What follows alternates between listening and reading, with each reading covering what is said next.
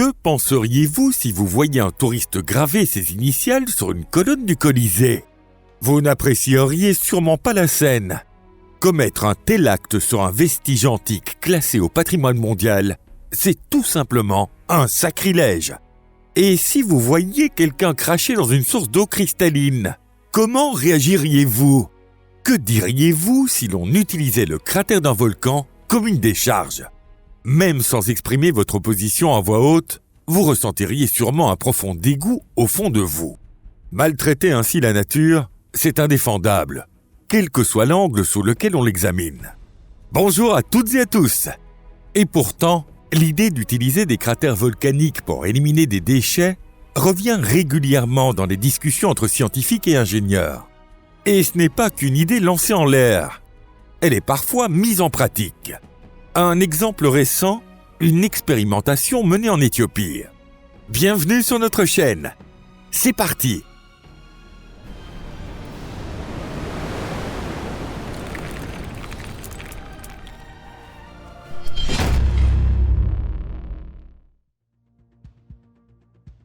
Une dangereuse expérience menée en Éthiopie.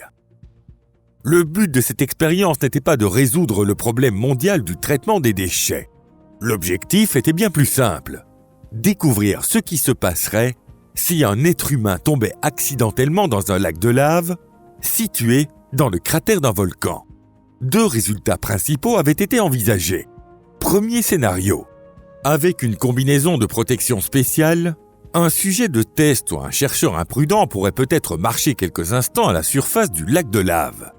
Le second, au moindre contact avec la lave, l'individu s'enfoncerait immédiatement dans les profondeurs brûlantes.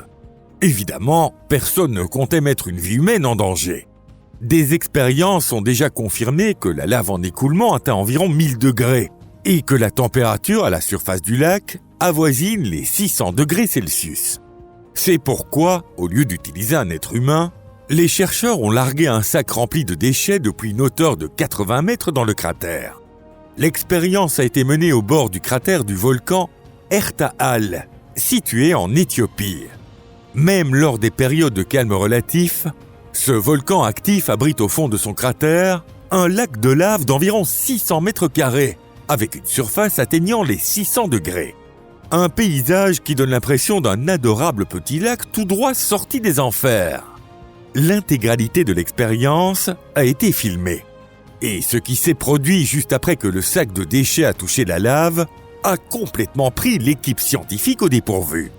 Alors qu'ils pensaient le voir se consumer à la surface, le sac s'est enfoncé dans la lave brûlante. Immédiatement après, par mesure de précaution, les chercheurs présents se sont rapidement éloignés du bord du cratère. Car le lac de lave, jusqu'alors tranquille, s'est soudainement mis à bouillonner violemment, projetant des gerbes incandescentes à plusieurs dizaines de mètres dans les airs.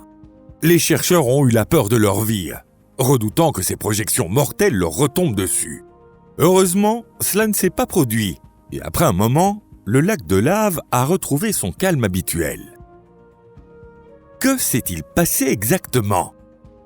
D'après les scientifiques, le sac de déchets aurait percé la croûte solide à la surface du lac de lave, atteignant la couche interne où la température grimpe jusqu'à 1000 à 1200 degrés. Cela aurait entraîné l'évaporation soudaine de l'humidité contenue dans les restes alimentaires du sac. La vapeur dégagée aurait provoqué une montée brutale de la pression à l'intérieur de la lave. Un phénomène semblable à celui d'un geyser se serait alors produit, à la différence près qu'au lieu d'eau bouillante, ce sont des roches en fusion qui jaillissaient ici. Heureusement, ou malheureusement, la quantité de déchets jetés dans le cratère était relativement faible. De ce fait, aucune hausse notable des émissions de gaz toxiques, habituellement produits par la combustion des plastiques, n'a été détectée. Bien sûr, si les chercheurs avaient anticipé un tel phénomène, ils auraient sans doute installé des instruments de mesure adéquats. Cela dit, on aurait pu s'attendre à ce qu'il prévoie au moins que l'évaporation soudaine de l'eau, multipliant son volume par dizaines, puisse engendrer une réaction dangereuse et incontrôlable au cœur de la lave. Après tout, la lave n'est pas un liquide homogène, mais un système complexe, traversé de canaux gazeux, aux structures poreuses, aux densités et compositions variables. Heureusement, les chercheurs n'ont pas envisagé de répéter cette expérience à plus grande échelle. Certains scientifiques soulignent en effet que si, au lieu de 30 kilos, plusieurs centaines de kilos de déchets avaient été largués dans le volcan Ertaal, cela aurait pu provoquer une éruption dévastatrice, accompagnée d'un déferlement de lave et d'un nuage volcanique chargé de gaz hautement toxiques. Pourquoi brûler les déchets dans un volcan est une idée absurde. Tout d'abord, comme l'a montré l'expérience menée en Éthiopie, incinérer des déchets dans un volcan peut provoquer des situations graves et imprévisibles. Si jeter seulement 30 kilos de détritus dans un cratère a suffi à déclencher une telle réaction du lac de lave, que se passerait-il avec des tonnes, voire des centaines de tonnes ?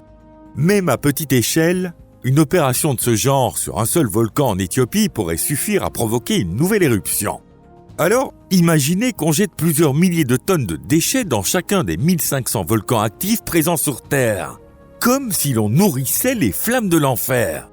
Certains scientifiques avertissent qu'un tel scénario entraînerait des conséquences totalement imprévisibles. On pourrait s'en tirer avec des éruptions localisées, un peu partout dans le monde, ou bien déclencher un cataclysme incontrôlable mettant en péril l'avenir même de l'humanité. Rien que d'imaginer 1500 volcans entrer en éruption simultanément à travers la planète donne froid dans le dos. Ceux qui ont déjà assisté à une éruption savent à quel point ce spectacle peut être terrifiant. Les survivants de telles catastrophes gardent à jamais gravé dans leur mémoire le baptême brûlant infligé par les volcans. Rappelons par exemple la tragédie du 24 août de l'an 79, quand le Vésuve a enseveli la ville de Pompéi sous la cendre et les nuées ardentes, l'effaçant à jamais. Ou encore l'éruption du Krakatoa, les 26 et 27 août 1883, qui a fait plus de 36 000 victimes. À la suite de cette éruption, l'atmosphère terrestre est restée voilée de cendres pendant plusieurs jours. Alors, posons l'hypothèse suivante. Et si l'humanité décidait sérieusement de se lancer dans le traitement des déchets par les volcans, comme solution innovante ? Que faudrait-il concrètement pour rendre cette idée possible ? Il faudrait d'abord transporter les déchets jusqu'à tous les volcans du monde, ou du moins jusqu'à un certain nombre d'entre eux. Mais la plupart des volcans se trouvent dans des zones reculées, escarpées, souvent inaccessibles, même à pied. Cela impliquerait donc de construire des routes et d'installer toute une infrastructure sur place. De plus, pour acheminer des millions de tonnes de déchets, il faudrait consommer des millions de tonnes de carburant. Mais attendez une seconde. Pourquoi parle-t-on de millions de tonnes ? Parce qu'en réalité, la quantité en jeu est bien plus élevée. Selon le Programme des Nations Unies pour l'environnement, PNUE, l'humanité offre chaque année à la planète environ 2,24 milliards de tonnes de déchets ménagers solides. Et un tiers de ces déchets est abandonné sans aucun traitement. Ce serait déjà mieux s'ils étaient tous regroupés dans des décharges spécialisées. Mais en vérité, même les déchets les plus dangereux, radioactifs ou toxiques, sont parfois tout simplement rejetés au fond des océans, laissant l'addition aux générations futures. Combien de bouteilles en plastique dérivent autour des côtes africaines, formant un cordon de déchets long de plusieurs centaines de kilomètres ? Partout dans les mers du globe, des îles de plastique s'étendent sur des milliers de kilomètres carrés. Et la quantité de déchets ne cesse d'augmenter. D'après les prévisions de l'ONU, d'ici 2050, la production annuelle de déchets atteindra 3,4 milliards de tonnes. Comparé à cette véritable Everest de déchets, la surface des lacs de lave n'est qu'un infime point sur la carte. Même en mettant de côté les risques d'autodestruction ou les coûts colossaux, il faudrait un volume 1000 fois supérieur à l'ensemble des cratères et lacs de lave des 1500 volcans actifs pour tout brûler. Et pour conclure, voici le dernier point, sans doute le plus décisif, qui démontre à quel point brûler des déchets dans un volcan est une idée absurde. Un volcan n'est tout simplement pas un incinérateur industriel. Contrairement aux installations modernes de traitement des déchets, un cratère volcanique ne permet pas une combustion complète de matière comme le plastique, ne filtre ni n'élimine les gaz toxiques et ne permet aucun contrôle sur la température, la pression ou les résidus produits. Les technologies modernes de traitement des déchets. L'accumulation des déchets issus de l'activité économique humaine est l'un des plus grands défis du XXIe siècle. C'est pourquoi la gestion intelligente et efficace des déchets est aujourd'hui devenue une priorité absolue. Ce sont les pays développés, comme le Japon, les États-Unis et les membres de l'Union européenne, qui mènent les efforts pour résoudre ce problème. Dans ces régions, des milliers d'incinérateurs fonctionnent à des températures avoisinant les 1300 degrés pour brûler les déchets ménagers. Et ces installations ne se contentent pas de brûler.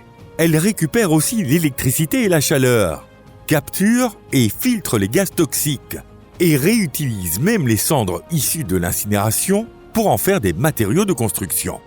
Parallèlement, le tri des déchets, le recyclage et la réutilisation ont connu des avancées spectaculaires ces dernières années.